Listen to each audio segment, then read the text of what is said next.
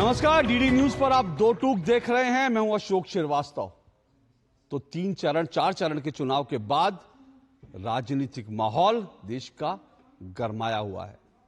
इन चुनाव में एक बात बार बार सभी लोग कह रहे हैं कि इन चुनावों को कहीं ना कहीं धार्मिक आधार पर बांटने की कोशिश हो रही है। कहीं ना कहीं वोटर्स को धार्मिक आधार पर ध्रुवीकरण करने की कोशिश हो रही है और यह आरोप दोनों तरफ से लग रहे हैं। लेकिन सवाल यह है कि आखिर कौन लोग हैं जो धार्मिक आधार पर विभाजन की बात करते हैं या फिर धार्मिक आधार पर विभाजन को मुद्दा बना करके तुष्टीकरण का वोट लेने की कोशिश कर रहे हैं। यह मामला आज एक बार फिर से गरमाया। वैसे तो यह मामला लगातार जब से चुनाव शुरू हुए हैं तब से हम लगातार देख रहे हैं मामला गरमाया हो, लेकिन आज एक बार फिर से यह मामला तब गरमाया जब प्रधानमंत्री नरेंद्र मोदी ने महाराष्ट्र की एक सभा में यह आरोप लगाया, और सिर्फ आरोप नहीं है बल्कि उन्होंने इसका खुलासा किया। उन्होंने इस बात का खुलासा किया कि कांग्रेस जब सत्ता में थी तो उस वक्त बजट का भी धार्मिक आधार पर बंटवारा करने की कोशिश की थी। प्रधानमंत्री ने साफ तौर पर आरोप लगाया कि पहले देश का विभाजन धार्मिक आधार पर हुआ और उसके बाद कांग्रेस ने यह कोशिश की थी कि देश का आम बजट भी उसका भी धर्म के आधार पर बंटवारा हो और 15% बजट का हिस्सा धार्मिक अल्पसंख्यकों के लिए रख दिया जाए। बजट का बंटवारा धार्मिक आधार पर हो, यह आइडिया अपने आप में खतरनाक है और प्रधानमंत्री ने जैसा दावा किया, जैसा खुलासा किया, उन्होंने कहा कि बीजेपी ने इसका विरोध किया था और इसके कारण ही कांग्रेस को यह कदम पीछे खींचना पड़ा। इससे पहले यह भी याद दिला दूं, राजनाथ सिंह, रक्षा मंत्री राजनाथ सिंह ने एक अपनी चुनावी सभा में यह भी कहा था कि सेना में भी धर्म के आधार पर रेजिमेंट बनाने की कांग्रेस ने कोशिश की थी और अगर ऐसा कांग्रेस करती तो फिर यह देश की एकता के लिए बहुत खतरनाक होता। यह फैसला भी कांग्रेस ले नहीं पाई विरोध के कारण, लेकिन अब बीजेपी लगातार आरोप लगा रही है। आज भी प्रधानमंत्री नरेंद्र मोदी ने कहा कि आरक्षण का भी धर्म के आधार पर बंटवारा करने की कोशिश की जा रही है और कांग्रेस के घोषणा पत्र में इसी बात के संकेत हैं। इससे पहले भी प्रधानमंत्री नरेंद्र मोदी बार बार कह चुके हैं कि जो विपक्ष है वो लिखित रूप से गारंटी दे कि आरक्षण का, SC/ST का जो आरक्षण है उसका धार्मिक आधार पर बंटवारा नहीं किया जाएगा और SC/ST से आरक्षण लेकर के वो अल्पसंख्यकों को नहीं दिया जाएगा। लेकिन दूसरी तरफ कांग्रेस और उसकी सहयोगी पार्टियां या फिर विपक्षी गठबंधन प्रधानमंत्री पर बार बार झूठ बोलने का आरोप लगा रहे हैं। उनका कहना है कि प्रधानमंत्री दरअसल लोगों को बांटने की कोशिश कर रहे हैं और इसीलिए वो चुनाव में हिंदू मुसलमान कर रहे हैं। हालांकि यह भी बड़ी दिलचस्प बात है कि प्रधानमंत्री नरेंद्र मोदी ने एक दिन पहले ही एक निजी चैनल को दिए इंटरव्यू में यह कहा कि वो कभी भी मुस्लिम और हिंदू इस तरह से नहीं करते और जिस दिन वो ये सब करने लगेंगे उस दिन वो राजनीति छोड़ देंगे। अब आज जब प्रधानमंत्री ने यह मामला उठाया तो इसको कैसे देखा जाना चाहिए?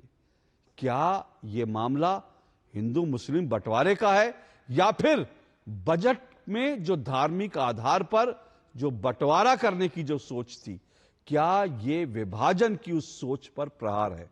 दो टूक में इसी पर चर्चा करेंगे। इससे पहले आगे बढ़े, जरा देखिए प्रधानमंत्री ने क्या कुछ कहा और मल्लिकार्जुन खड़गे ने आज एक प्रेस कॉन्फ्रेंस की, उसमें किस तरह से प्रधानमंत्री पर एक बार फिर से झूठ बोलने का आरोप लगाया। सुनिए जरा।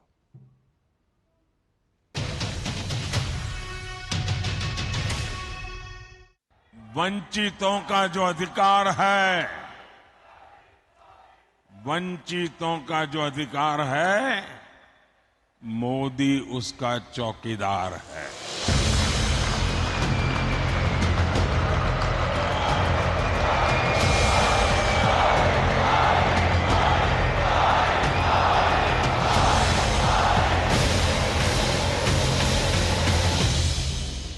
कांग्रेस के लिए माइनॉरिटी सिर्फ एक ही है, उसका अपना प्रिय वोट बैंक। मुझे याद है उस समय मैं सीएम था और जब ये बात कांग्रेस ने उठाई थी तो मैंने उसका मुख्यमंत्री रहते हुए पुरजोर विरोध किया था। कांग्रेस उस समय चाहती थी कि देश के सारे बजट का 15% सिर्फ मुसलमानों पर खर्च हो। तब भाजपा के जबरदस्त विरोध के बाद ये कामयाब नहीं हो पाए थे, लेकिन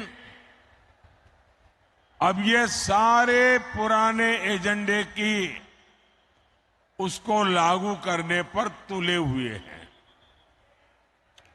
बाबा साहब आंबेडकर धर्म के आधार पर आरक्षण के खिलाफ थे, लेकिन कांग्रेस कह रही है कि एससी, एसटी, ओबीसी और गरीबों का आरक्षण छीनकर मुसलमानों को दे देगी।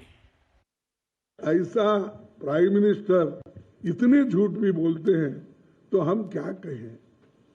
और गालियां तो भरपूर देते हमको, जितना कांग्रेस को गालियां देते मैं समझता हूं राम का नाम भी उन्होंने उतना नहीं लिया होगा जितना हमारे को गालियां देने में। तो मैं इसलिए बोल रहा हूं हर चीज झूठ, आप कितना झूठ बोलेंगे। और लोगों को मालूम है, इसके बावजूद भी अगर कोई कहता है कि बहुत बड़ा होशियार है, स्टेट्समैन है, अगर कहते हैं तो मैं समझूंगा इस देश की बदकिस्मती है।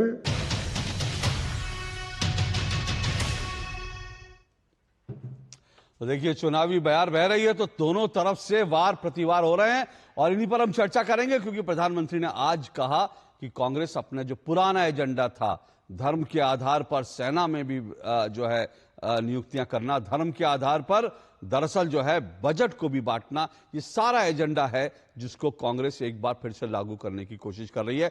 यह प्रधानमंत्री ने कहा और मल्लिकार्जुन खड़गे ने जो कहा वो आपने सुना। इसी पर चर्चा करेंगे। आज मेरे साथ 4 मेहमान आज की डिबेट में जुड़ चुके हैं। आइए चारों मेहमानों का परिचय करवा दूं। मेरे साथ प्रेम शुक्ला जी जुड़े हैं, बीजेपी के राष्ट्रीय प्रवक्ता हैं प्रेम शुक्ला जी जुड़ चुके हैं मेरे साथ।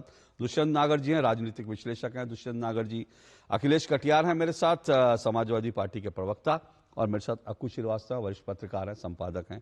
आप चारों मेहमानों का बहुत बहुत शुक्रिया और स्वागत। प्रेम शुक्ला जी, मैं आपसे इस डिबेट की शुरुआत कर रहा हूं। प्रेम जी, कल ही प्रधानमंत्री ने अपने एक इंटरव्यू में कहा था कि भाई वो हिंदू मुस्लिम नहीं करेंगे, ना वो करते हैं, जिस दिन करेंगे राजनीति छोड़ देंगे। आज उन्होंने एक ऐसा खुलासा किया और खुलासा वो अकाउंट पे है, वो सच है, इसमें कोई दो राय नहीं, कि बजट का एक हिस्सा 15% मुसलमानों के लिए या अल्पसंख्यकों के लिए, मुसलमान नहीं कहना चाहिए, अल्पसंख्यकों के लिए खर्च करने का एक बार ये योजना कांग्रेस रिजीम में बनी थी। लेकिन इन सब मुद्दों को आज उठाने का क्या महत्व है? क्यों बार बार अल्पसंख्यकवाद, बहुसंख्यकवाद का जो है ये चुनाव बनाया जा रहा है? अशोक जी, बहुत अच्छा प्रश्न है आपका। अशोक जी, कृपा करके बताइए, किसी भी सेकुलर देश में जिसको जो है आपने जिसके प्रीएम्बल में भले ही कालांतर में प्रीएम्बल में डाला हो सेकुलर शब्द, जिसको आपने पंथ निरपेक्ष जिस देश को माना हो, जिस देश की संस्कृति पंथ निरपेक्ष रही हो, उस देश में धर्म विशेष के लोगों के लिए विशेष प्रावधान करना क्या सांप्रदायिकता नहीं है? जब एक प्रधानमंत्री नेशनल डेवलपमेंट काउंसिल की बैठक में यह कहता है कि इस देश के संसाधनों पर पहला अधिकार अल्पसंख्यकों यानी मुसलमानों का है, तो आप कृपा करके बताइए ये विकृत सांप्रदायिकता का प्रदर्शन है कि नहीं है? जब एक सरकार जिसने बाकायदा जो है संविधान सभा में जिस विषय पर व्यापक चर्चा हुई है और जो मुस्लिम लीग के पक्ष में, पाकिस्तान के पक्ष में गए थे और कालांतर में पाकिस्तान में जाकर हिंदुस्तान में रह गए थे, संविधान सभा के ऐसे विकृत सांप्रदायिक बंटवारा वाले सदस्यों ने जब धर्म के आधार पर आरक्षण की बात रखी थी, तो जिस बात का पंडित नेहरू ने विरोध किया, सरदार पटेल ने विरोध किया, डॉक्टर बाबा साहब आम्बेडकर ने विरोध किया, और उस विरोध के कारण धर्म विशेष के आरक्षण की व्यवस्था को लागू करने से संविधान सभा ने इनकार कर दिया, क्योंकि इस देश के विभाजन की मूल जो है वो धर्म के आधार पर आरक्षण में ही था, जो स्वतंत्रता के पहले अंग्रेजों ने बांटो और राज करो के नीति के तहत इस देश में लागू करने का कुकर्म किया था। आप वही चीज 2004 में जैसे ही आप सत्ता में पहली बार लंबी वापसी के बाद लौटते हैं, तो आंध्र प्रदेश में आप धर्म के आधार पर आरक्षण कर देते हैं। आप जस्टिस रंगनाथ मिश्र आयोग का गठन करते हैं, धर्म के आधार पर आरक्षण की सिफारिश कर दी जाती है। अनुसूचित जाति जनजाति के लोगों को जो है धर्मांतरित होने के बाद भी आरक्षण के लाभ, जिसका स्वयं डॉक्टर बाबा साहब आम्बेडकर ने विरोध किया था और इस तरह का प्रावधान किया था कि जो धर्मांतरण कर ले उस व्यक्ति को जो है आप अनुसूचित जाति जनजाति के आरक्षण का लाभ नहीं दे सकते। आप उसको भी पलटने का प्रयास करते हैं जस्टिस रंगनाथ मिश्र आयोग की सिफारिशों के माध्यम से। पिछड़ों के लिए जो आपने जो आरक्षण का प्रावधान किया उसमें से 6% छीनकर मुस्लिम तुष्टीकरण करने का प्रयास होता है। 2009 के घोषणा पत्र में आता है, इंडिया अलायंस के सदस्य समाजवादी पार्टी के 2014 के घोषणा पत्र में 14% आरक्षण की बात आती है। Cabinet note doctor Manmohan Singh का, उसमें ये बात आती है। आप जो पिछड़े की सूची है उसको मैनिपुलेट कर लेते हैं और उसके बाद आप बजट में भी 15% जो है वो मुसलमानों को या अल्पसंख्यक उनकी दृष्टि में मुसलमान है, पारसी उनकी दृष्टि में अल्पसंख्यक है, नहीं कोई लाभ पाता नहीं है, जैन उनकी दृष्टि में अल्पसंख्यक है, नहीं कोई लाभ पाता नहीं, यहूदी उनकी दृष्टि में अल्पसंख्यक नहीं कोई लाभ पाता नहीं, सिखों को भी इस तरह के लाभ से जो है कहां पर लाभ पहुंचा दिया गया मुझे ध्यान नहीं है। तो आप कृपा करके मुझे बताइए, इस तरह से विकृत सांप्रदायिकता करने वालों को इस देश के, जिसको सेकुलर आपने माना और जो संस्कार से है, उस देश में इतनी विकृत सांप्रदायिकता लेकिन प्रेम जी, चुनाव के समय बेपर्दा क्यों न किया जाए? नहीं, लेकिन प्रेम जी सवाल आप जो है कृपया करके थोड़ा सा 10 सेकंड, हाँ, 10 सेकंड ओके। देखिए, एक मुस्लिम लीग का जो है घोषणा पत्र था 1946 का, जिसमें पर्सनल लॉज की वकालत की गई थी और बहुसंख्यकवाद का विरोध किया गया था।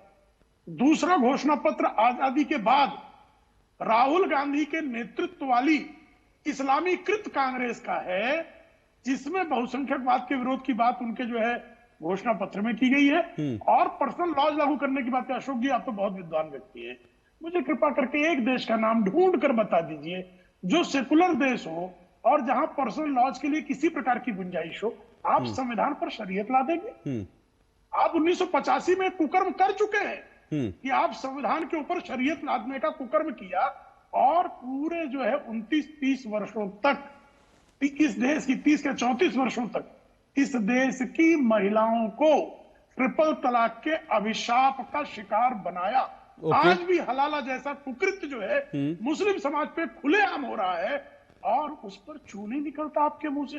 तो अगर हम सामाजिक सुधार, लैंगिक न्याय देने की बात करते हैं तो हम सांप्रदायिक हो गए। हम समग्र सारे पंथों को जो है समता के सिद्धांत के आधार पर लाभ पहुंचाने की बात करते हैं तो हम सांप्रदायिक हो गए, और जो विकृत सांप्रदायिकता कहते हैं वो सेकुलर हो गए। गजब की परिभाषा है। हम चुनाव में भी ये बात नहीं करें क्योंकि हम सांप्रदायिक हो जाएंगे, वो नंगा नाच करें सांप्रदायिकता का, वो सेकुलर है।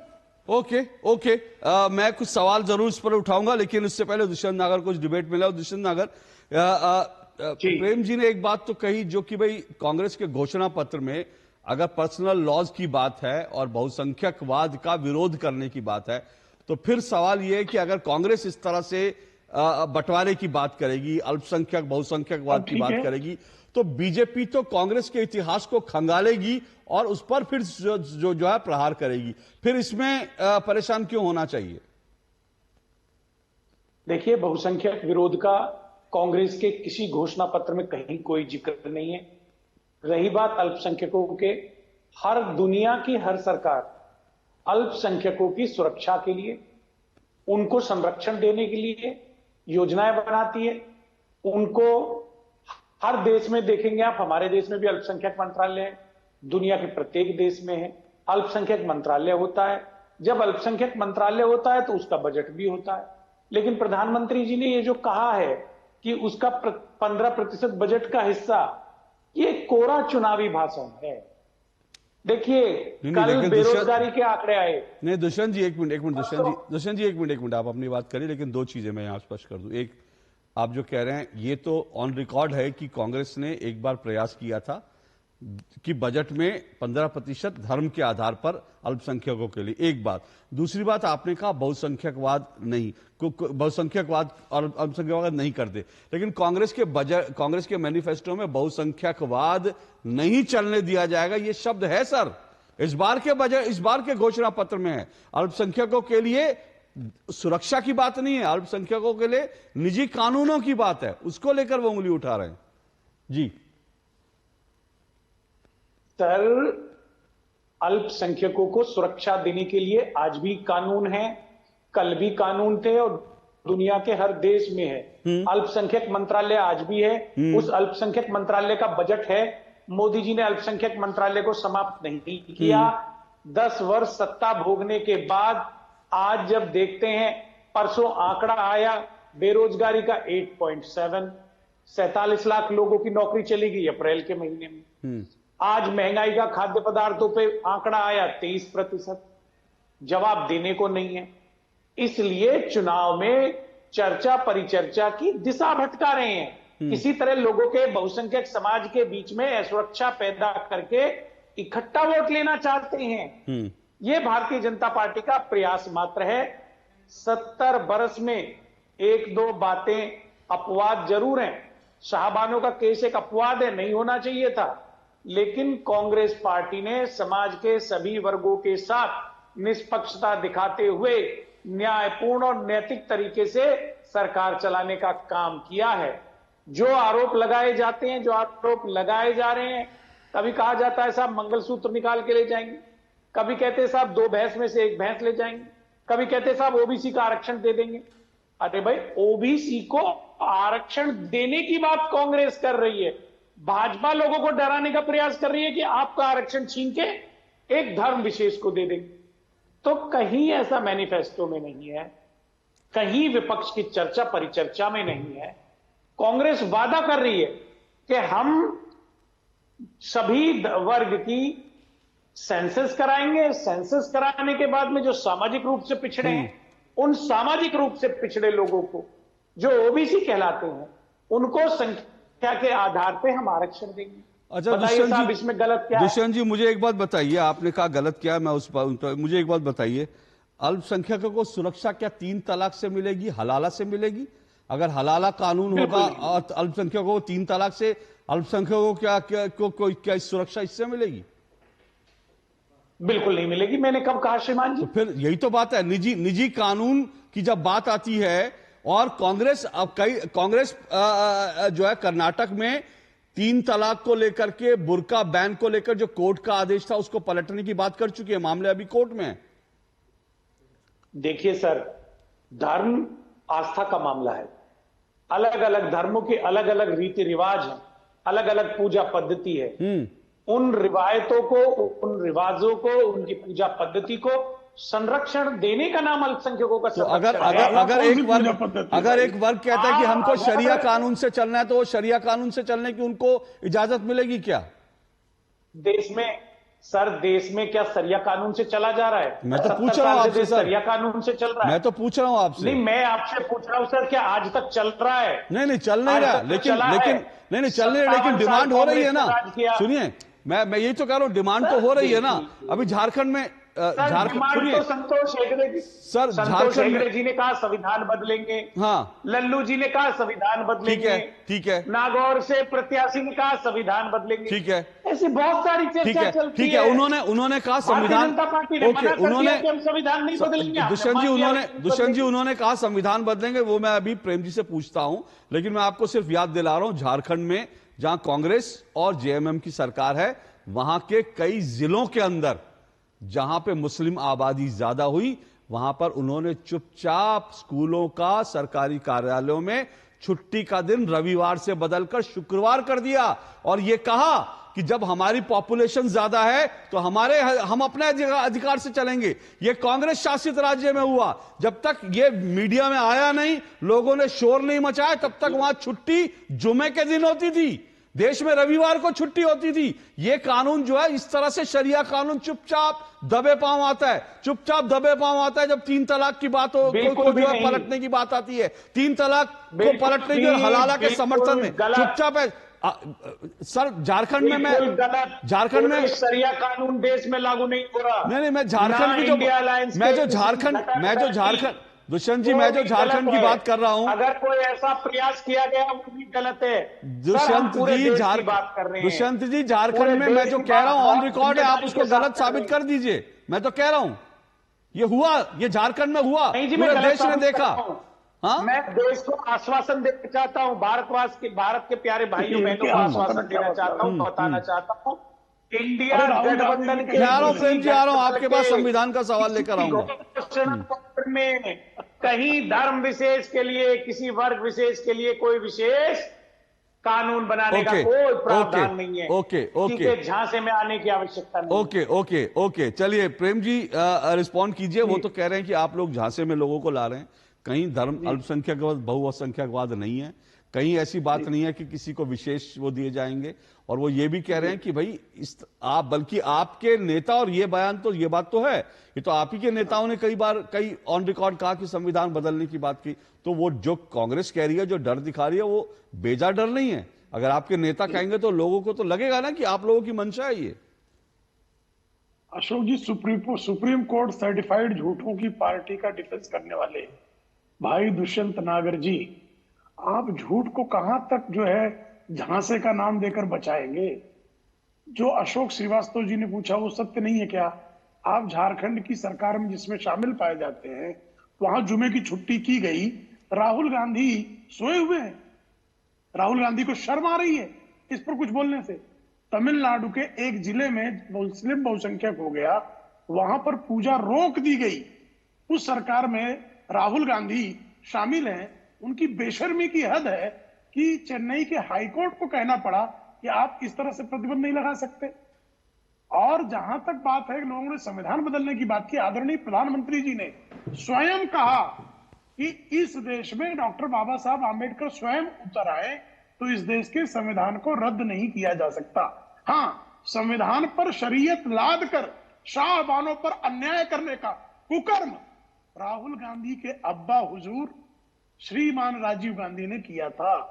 यह सत्य है। इस देश के संविधान को परिवर्तित करने का कुकर्म श्रीमान राहुल गांधी की वालिदा श्रीमती सोनिया गांधी ने 2004 में आंध्र प्रदेश में मुस्लिमों को आरक्षण देने का प्रावधान करके किया था। उनकी वालिदा ने ही यह हरकत भी की थी कि जस्टिस रंगनाथ मिश्रा समिति की रिपोर्ट बनवाकर आपने मुसलमानों के आरक्षण की व्यवस्था जो की, ये डॉक्टर बाबा साहब आंबेडकर के संविधान की आत्मा पर इटालियन प्रहार। लेकिन प्रेम जी आपके नेताओं ने, जिन नेताओं ने कहा संविधान को बदलने की बात कही, ठीक है प्रधान, मैंने उनके खिलाफ कार्रवाई क्या हुई? क्योंकि एक नहीं कई नेताओं ने इस तरह की बात कर दी ना। अरे संविधान बदलने का मतलब संशोधन, और संशोधन 80 बार कांग्रेस कर चुकी है। जवाहरलाल नेहरू ने तो बिना संविधान संशोधन किए 35A ला दिया था भाई, फ्रॉड ऑन कॉन्स्टिट्यूशन। इससे बड़ा फ्रॉड, और ये मैं नहीं कह रहा हूं, वाली नरीमन अशोक जी, असम्मानित और अपमानजनक शब्दों को बोलने से, प्रयोग करने से भाजपा के प्रवक्ता के द्वारा सच्चाई बदल नहीं जाएगी। जो हमारे प्रधानमंत्री नरेंद्र मोदी जी अभी केंद्र के पीएम हैं, उनकी ANI पे बाइट मौजूद है। उन्होंने स्वयं कहा है कि मेरी जब सरकार थी, एक minute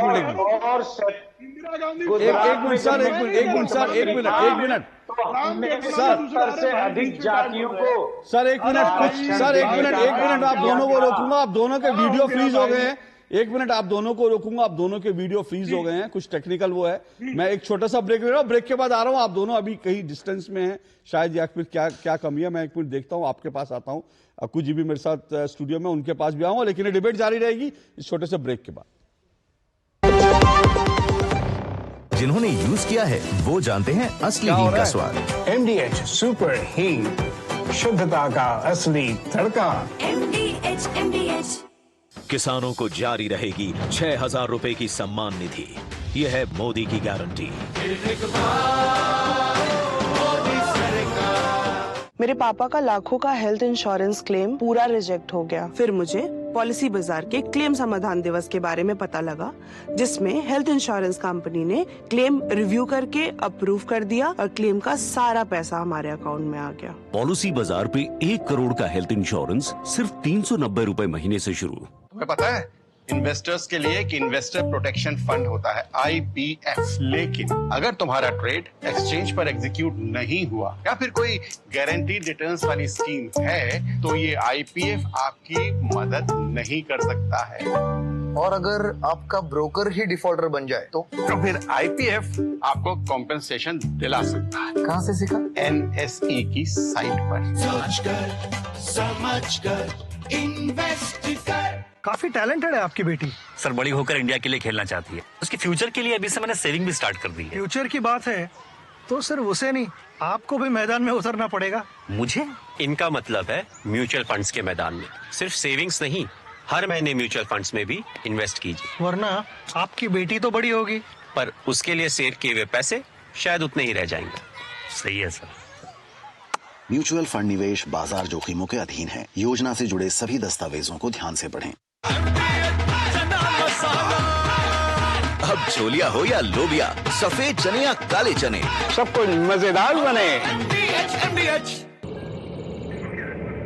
Curiosity can take you to some out of the world places. Took me to the moon today. Curious about this place? Scan this QR code before I take it off with my Seat tires.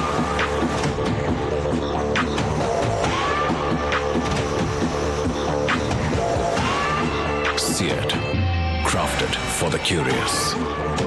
बहाना number 11, नींद पूरी करने का day. बहाना number 28, trip पर जाने का day. 39, binge watch all seasons. 65, घर की सफाई का डे। एक वोट ना डालने से क्या होगा? और सबसे बड़ा बहाना, isn't it a holiday today? Holiday? 101 बहाने हैं वोट ना डालने के, पर इस चुनाव के पर्व में एक ही रीजन काफी है वोट डालने का। वो है हमारी रिस्पॉन्सिबिलिटी, देश और हमारे फ्यूचर के लिए।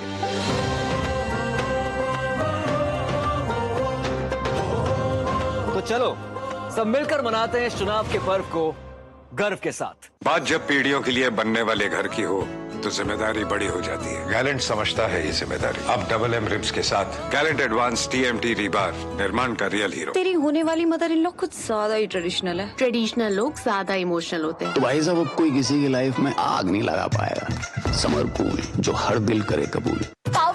पाव भाजी को फेवरेट बनाता है MDH पाव भाजी मसाला। MDH पाव भाजी मसाला। MDH बनाए पाव भाजी लाजवाब। MDH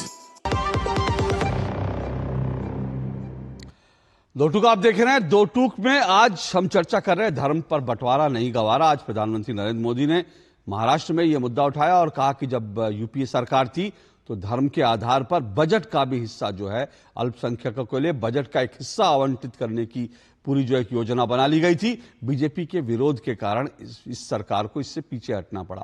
प्रधानमंत्री ने कहा ये एजेंडा, पुराना एजेंडा जो है वो एक बार फिर से कांग्रेस लागू करना चाहती है। इसी को लेकर हम चर्चा कर रहे हैं। 4 मेहमान मेरे साथ जुड़े हुए हैं। प्रेम शुक्ला बीजेपी से, दुष्यंत नागर है मेरे साथ, राजनीतिक विश्लेषक, अखिलेश कटियार, थोड़ा सा दिक्कत हुई थी लेकिन जुड़ चुके हैं इस वक्त, समाजवादी पार्टी के प्रवक्ता अंकुश श्रीवास्तव, वरिष्ठ पत्रकार है, संपादक। अखिलेश जी, ये जो पुराने एजेंडे की बात चल रही है, ये एजेंडा हवाई तो नहीं है, क्योंकि 2006 में सच्चर कमेटी की रिपोर्ट में ये बात कही गई थी कि सेना के अंदर हेड काउंट हो कि कितने मुस्लिम हैं वहां पर, क्या है और कैसे उनकी संख्या बढ़ाई जाए।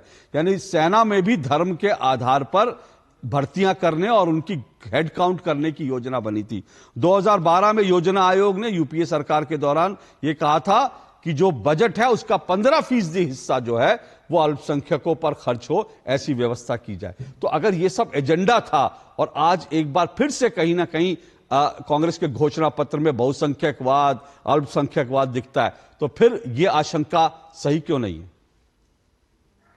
अशोक जी, पहले तो जो बात प्राइम मिनिस्टर के भाषण को लेके की जाती है, अगर आप उनके भाषण को पूरा देखेंगे तो उन्होंने अल्पसंख्यकों की बात कही, दलितों की बात की और पिछड़ों की बात कही और उनके पिछड़ेपन की बात कही।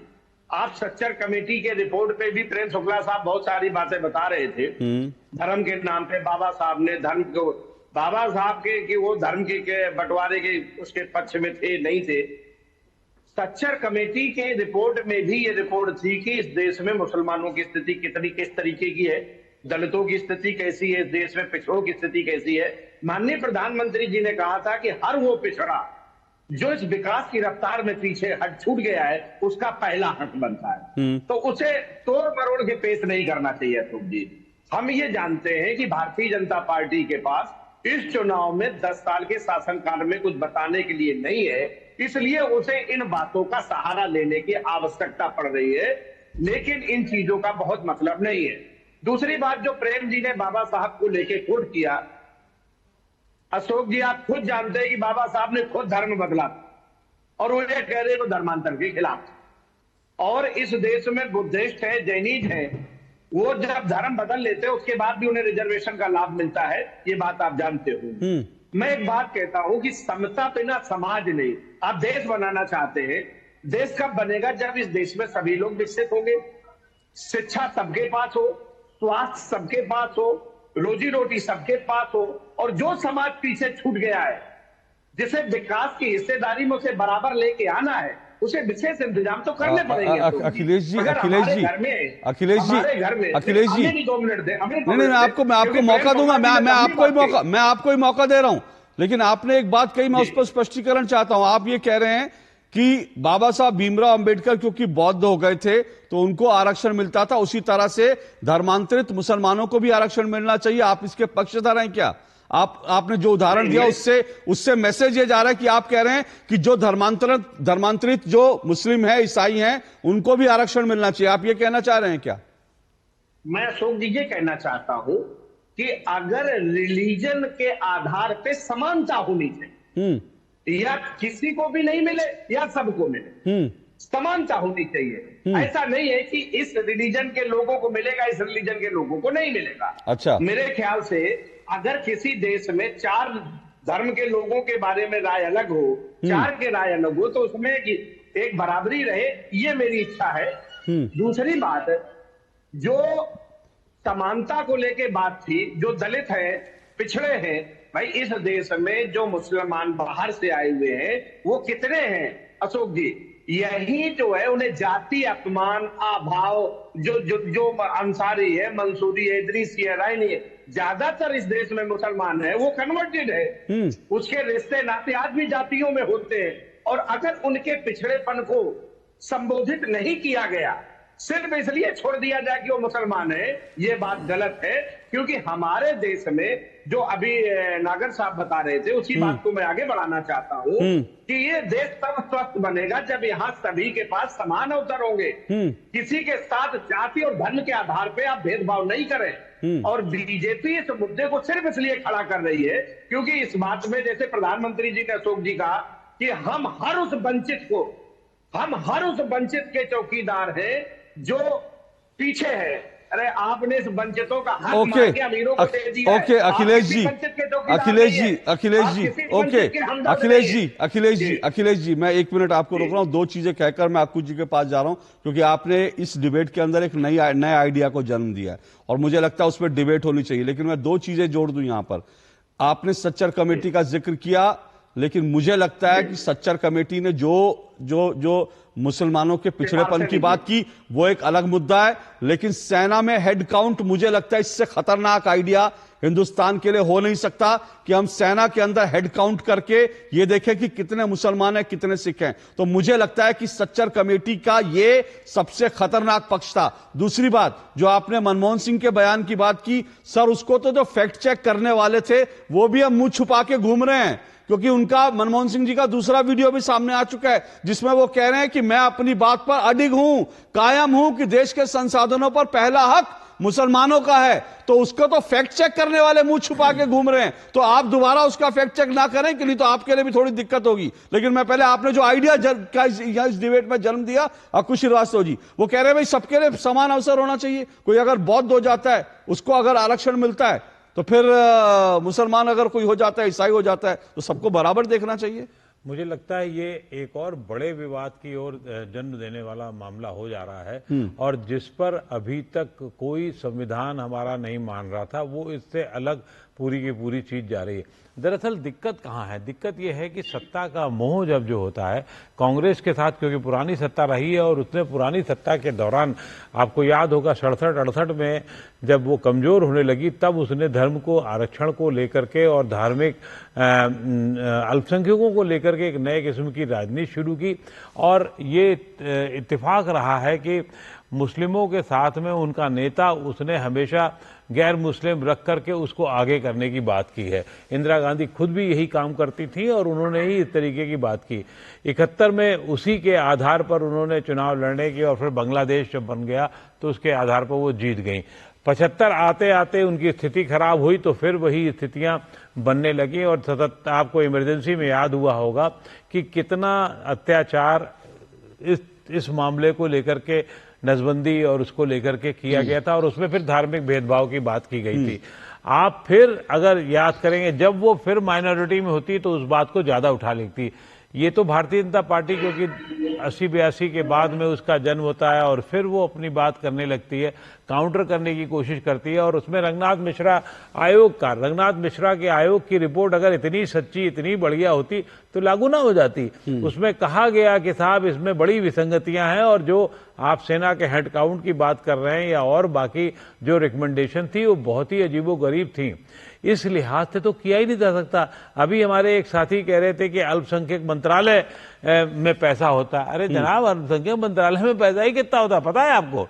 500-550 करोड़ रुपया होता है। देश का बजट 45 लाख करोड़ है। दशमलव के बाद भी अगर आप 8-9 बिंदी लगाएंगे तो उसके बाद 1% आएगा। 8-9 जीरो लगाने के बाद तब वो आएगा। तो उससे उसका कोई मतलब नहीं। 15% अगर अल्पसंख्यकों पर खर्च करने की बात की जा रही है तो तय है किसका हक मारा जाएगा, कहां से जाएगा, कैसे होगा? तो वहीं से होगा जहां पर अभी आप आरक्षण दे रहे हैं, जहां के लिए और कर रहे हैं, उनके हक की बात होगी। और यही बार बार प्रधानमंत्री, तय है भारतीय राजनीति का बड़ा दुर्भाग्य है, हिंदू मुसलमान हो जाता है चुनाव में और फिर एक को काउंटर करने के लिए दूसरा काउंटर किया जाता है। वो वहां पर उनकी बात फिर वो उठा ली जाती है। और वही हिंदू मुसलमान का डर आज फिर कांग्रेस को भी है, और उसको काउंटर करने का डर ना करें तो वो भारतीय जनता पार्टी को है। तो इस लिहाज से ये बहुत दुर्भाग्यपूर्ण स्थितियां हैं जिसमें बहुत मुश्किलें आने जा रही हैं। और किसी भी आयोग की रिपोर्ट, जो खासतौर से रंगनाथ मिश्रा कौन थे, क्या थे, हम सबको पता है, सब कैसे स्थितियों से आए हैं और उनको चुना क्यों गया ये सबको पता है। जो रिकमेंडेशन थी वो बट्टे खाते में पड़ी हुई, ये सबको पता है। तो फिर देश को शायद अगर कुछ और सही में काम करना है तो बड़े स्तर पर किसी आयोग की नियुक्ति करनी पड़ेगी, और जो सफाई से ठीक से काम करते हैं तभी देश के वर्गों के लिए काम होगा। अगर आयोग की नियुक्ति करनी पड़ेगी तो क्या राहुल गांधी का ये आइडिया सही है कि भाई देश का जो है एक्सरे होना चाहिए? सर्वे और एक्सरे, अब फिर वही विवाद हो जाएगा। और सर्वे और एक्सरे अभी जो उन्होंने दिया ही ना, तो वो जब सत्ता, मैंने जो पहली बात कही थी वो फिर अभी जोड़ रहा हूं कि जब भी वो माइनॉरिटी में होते हैं, सत्ता उनके हाथ में नहीं होती है या होने का खतरा होता है, तो हमेशा ऐसी बातें उछाली जाती हैं। और उसका फायदा उठाने के लिए तय बातें विपक्ष है, प्रधानमंत्री हैं या भारतीय जनता पार्टी है या कोई भी पार्टी होगी, वो करेगी। किया जा रहा है उसी तरीके से। अब आप उस पर भी आरोप लगा सकते हैं, लगना भी चाहिए ऐसे आरोप। ओके, एक ब्रेक ले रहा हूं। ब्रेक के बाद मैं फिर कह रहा हूं, मैं इस बात पर जरूर आऊंगा क्योंकि अखिलेश जी ने जो कहा, मुझे लगता है, मैंने नहीं सुना, समाजवादी पार्टी की भी आधिकारिक लाइन है, लेकिन अखिलेश जी ने आज जो कहा, मुझे लगता है मैं उस बात को जरूर दुष्यंत जी से पूछूंगा कि क्या ये इंडिया अलायंस का थॉट है कि भाई जो भी धर्मांतरण कर ले उस पर उसको भी आरक्षण मिलना चाहिए। मैं आऊंगा इस पर इस ब्रेक के बाद। आधे बाउल दही में 4 चम्मच MDH चटनी पुदीना मसाला डाला, स्टर करो, पुदीना चटनी तैयार। MDH चटनी पुदीना मसाला। 3 करोड़ बहनों को लखपति दीदी बनाएंगे, ये है मोदी की गारंटी।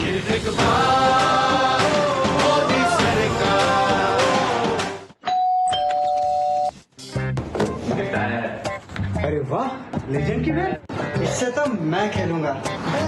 फ्यूचर बैटिंग लेजेंड है। इसमें जिसका नाम लिखा है बैट उसी को मिलेगी। अरे यार, देखा, अगर इस पे मेरा नाम नहीं लिखा होता तो कितनी दिक्कत हो जाती। इसलिए आरबीआई कहता है बैंक अकाउंट हो या बैंक लॉकर, उसमें नॉमिनी का नाम जरूर दर्ज करें ताकि आपकी जमा पूंजी उसी को मिले जिसे आपने नामित किया है। आरबीआई कहता है जानकार बनिए, सतर्क रहिए। मैं कैप्टन होता ना, ओपन कराता। अब हर कोई ओपन करेगा तो मैच कौन क्लोज करेगा? तो भाई साहब, अब कोई किसी की लाइफ में आग नहीं लगा पाएगा। समर कूल, जो हर दिल करे कबूल। पॉलिसी बाजार से टर्म लाइफ इंश्योरेंस लेने के कुछ साल बाद मेरी वाइफ को कैंसर डायग्नोस हुआ और वो नहीं रही। उनकी कमी तो पूरी नहीं हो सकती और टर्म लाइफ इंश्योरेंस के पैसे से बच्चों की फ्यूचर की चिंता नहीं रही। पॉलिसी बाजार ने क्लेम दिलाने में बहुत सपोर्ट किया। पॉलिसी बाजार पे 1 करोड़ का टर्म लाइफ इंश्योरेंस सिर्फ 470 रुपए महीने से शुरू। MDH का किचन किंग किचन में हो तो हम सब कुछ बना सकते हैं। बैंगन का भरता, आलू गोभी, भिंडी मसाला और भी बहुत कुछ। MDH। बात जब पीढ़ियों के लिए बनने वाले घर की हो तो जिम्मेदारी बड़ी हो जाती है। गैलेंट समझता है ये जिम्मेदारी। अब डबल एम रिम्स के साथ गैलेंट एडवांस TMT रीबार, निर्माण का रियल हीरो। सर, आप किस एज में रिटायर हुए थे? 39।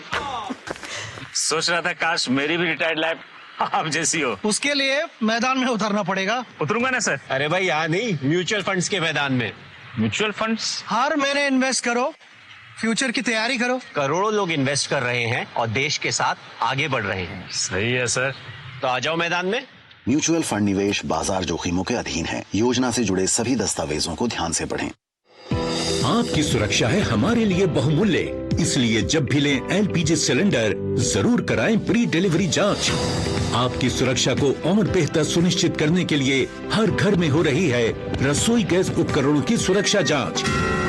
अगर सुरक्षा होस खराब हो तो तुरंत बदलवाएं। आपातकालीन स्थिति में कॉल करें 1906। स्वच्छ ईंधन का वादा, सुरक्षित रसोई का इरादा। तुम्हें पता है इन्वेस्टर्स के लिए एक इन्वेस्टर प्रोटेक्शन फंड होता है IPF। लेकिन अगर तुम्हारा ट्रेड एक्सचेंज पर एग्जीक्यूट नहीं हुआ या फिर कोई गारंटीड रिटर्न्स वाली स्कीम है तो ये IPF आपकी मदद नहीं कर सकता है। और अगर आपका ब्रोकर ही डिफॉल्टर बन जाए तो फिर IPF आपको कॉम्पेंसेशन दिला सकता है। कहाँ से सीखा? NSE की साइट पर। सोच कर, समझ कर, इन्वेस्ट कर। आज दही बड़ा खाने का मन है। वाह क्या स्वाद! असली स्वाद तो MDH दही बड़ा रायता मसाले से ही आता है।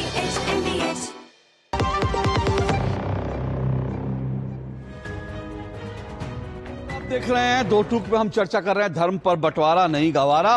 धर्म के आधार पर देश का बजट बने, धर्म के आधार पर सेना में जो है भर्तियां हो, धर्म के आधार पर आरक्षण में भी हो जो है वो दिया जाए। इस सब को लेकर बीजेपी लगातार विरोध कर रही है और कांग्रेस पर आरोप लगा रही है। कांग्रेस कह रही है प्रधानमंत्री के आरोप झूठे हैं। इन्हीं सब पे चर्चा कर रहे हैं। जल्दी से दुष्यंत नागर, जो कटियार जी ने कहा, कितना सहमत है आप इस बात से कि जो भी धर्म अगर कोई अगर मुसलमान हो जाता है, धर्मांतरण के बाद ईसाई हो जाता है, उसको भी उसी तरह से आरक्षण मिलना चाहिए जैसे बौद्धों को मिलता है? देखिए, कटियार जी ने यह भी कहा कि उनको भी आरक्षण उसी तरह से मिलना चाहिए जिस तरह से बौद्धों को मिलता है। कटियार जी ने यह कहा है कि एक समान कानून होना चाहिए और बिल्कुल मेरा यह मानना है कि कोई भी माइनॉरिटीज है जो कि धर्म परिवर्तन करके बने हैं, उनके लिए कानून बनाया जाना चाहिए। उस पर गंभीर चिंतन मनन करने की जरूरत है। क्या उनको आरक्षण दिया जाए या उनको आरक्षण ना दिया जाए, उस पर स्पष्टता होनी चाहिए। और मुसलमानों के बारे में भी स्पष्टता होनी चाहिए। स्पष्टता ही तो नहीं, स्पष्टता कौन देगा? नहीं दुष्यंत जी, स्पष्टता कौन देगा? कटियार जी ने तो संसद देगी, तो संसद अगर देगी, मैं एग्जैक्टली वही तो पूछ रहा हूँ। संसद देगी तो मैं यही तो आइडिया पूछ रहा हूँ सर। अगर संसद देगी, एक लाइन और बोल लेने दीजिए। आप बोल लीजिए, फिर उसके बाद मेरे सवाल का जवाब दीजिएगा। एक लाइन, हाँ बोलिए। हाँ, मैं आपके सवाल का जवाब दूंगा। और एक मैं स्पष्टता के साथ कहना चाहता हूं कि गुजरात के चीफ मिनिस्टर रहते हुए माननीय मोदी जी ने 70 मुसलमान जातियों को आरक्षण दिया और वो गर्व से उसे स्वीकार करते। लेकिन अगर कांग्रेस रूलिंग कोई राज्य सरकार ओबीसी वर्ग के मुसलमानों को आरक्षण दे देती है तो उसको एक तरीके से सांप्रदायिक आपने एक नहीं 4 लाइन बोल ली। एक मिनट सुनिए, आपने एक नहीं 4 लाइन बोल ली। सुनिए, अब मैं क्या कह रहा हूं, मेरे इस डिबेट में आज एक बड़ा इंटरेस्टिंग सब्जेक्ट निकल के आया है, जो समाजवादी पार्टी के प्रवक्ता ने कहा है।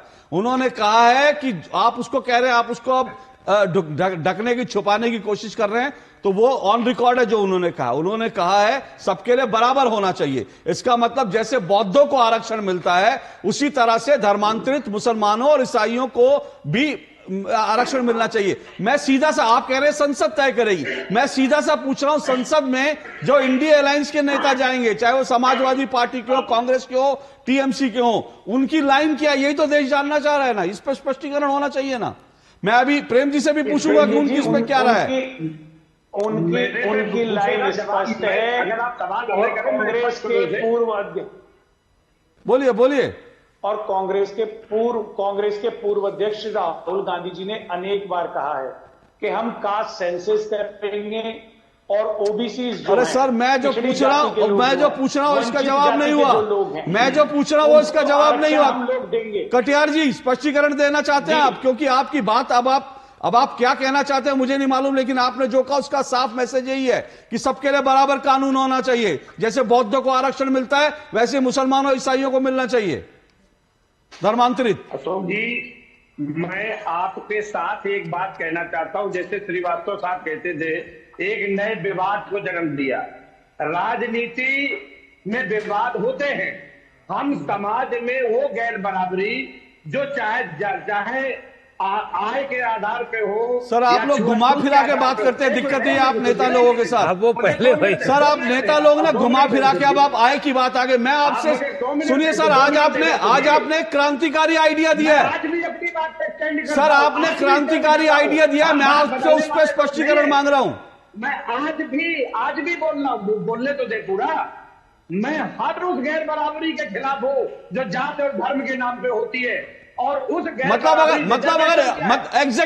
एग्जैक्टली मैं आपकी बात को आगे बढ़ाता हूं। मतलब आप ये मानते हैं कि अगर ईसाइयों को और मुसलमानों को आरक्षण नहीं मिल रहा तो वो गैर बराबरी है, क्योंकि ओबीसी को मिल रहा है, पिछड़ों को मिल रहा है। आप इस गैर बराबरी के खिलाफ हैं।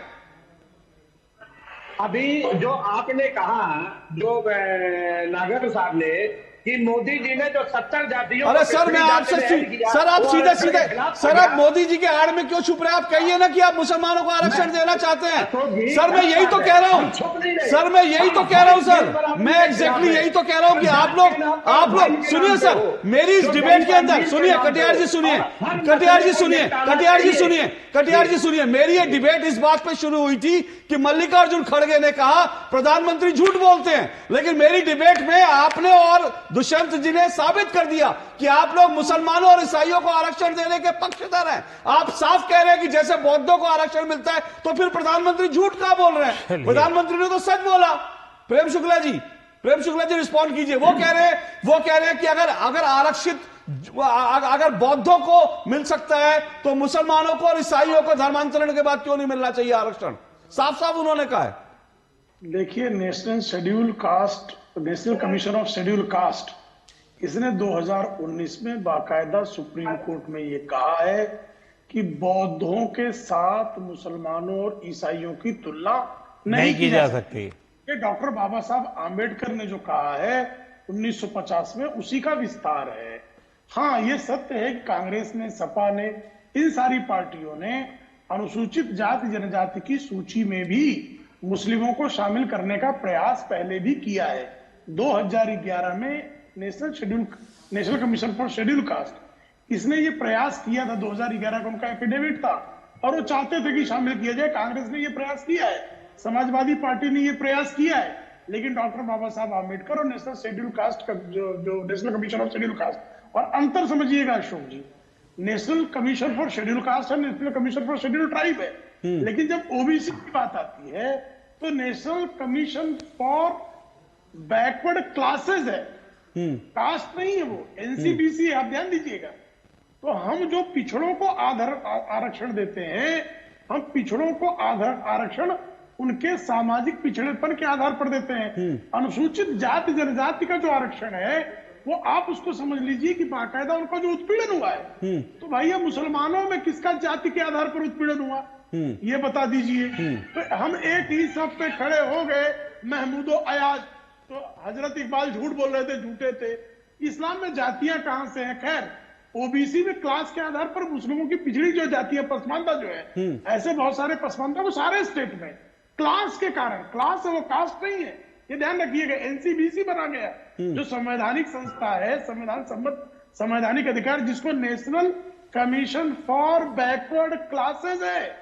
इस बारीक अंतर को कृपा करके अशोक जी ये खत्म करना चाहते हैं। ओके, यही तो हम कह रहे हैं। ओके, दुष्यंत जी, आप असंवैधानिक कृत्य करके, करके संविधान की आत्मा को कुचल करके आप उसमें पुष्टिकरण करना चाहते हैं। इसी को आपके पैनल में भी दुष्यंत जी ने और आपके प्रवक्ता भाई अखिलेश कटियार जी ने इसको कंफर्म कर दिया। ओके, ओके, 30 सेकंड दुष्यंत जी, जल्दी से कंफर्म नहीं किया अशोक जी, मैंने डिबेट के शुरू में कंफर्म किया कि धर्म के आधार पर आरक्षण का मैंने स्पष्ट किया, ना तो कांग्रेस पार्टी दे रही है ना इंडिया अलायंस दे रही है।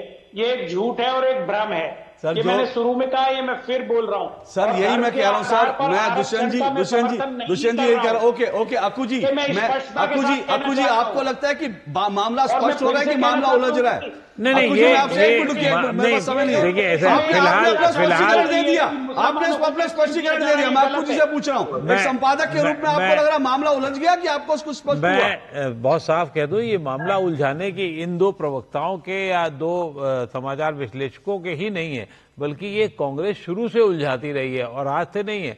आज थोड़ा सा इन्होंने नागर जी, वो अखिलेश जी ने ये जो बयान दे करके जरूर कह दिया कि साहब जो है आप मुस्लिम्स और ईसाई भी जब इसमें कास्ट बदले तो उनको भी मिलना चाहिए। ये मुझे नहीं लगता कि किस आधार पर उन्होंने कहा। क्या इनकी पार्टी का यही रूप है, रवैया है? क्या अखिलेश यादव इसको मानते हैं, नहीं मानते हैं?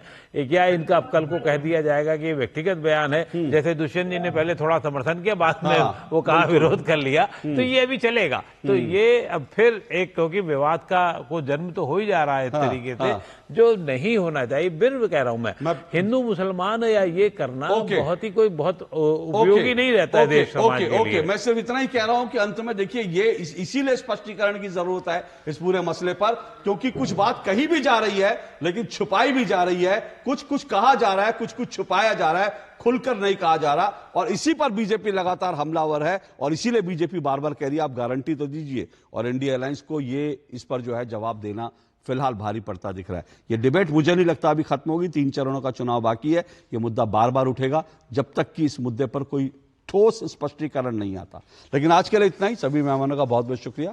आपसे फिर मुलाकात होगी, इजाजत दीजिए, नमस्कार।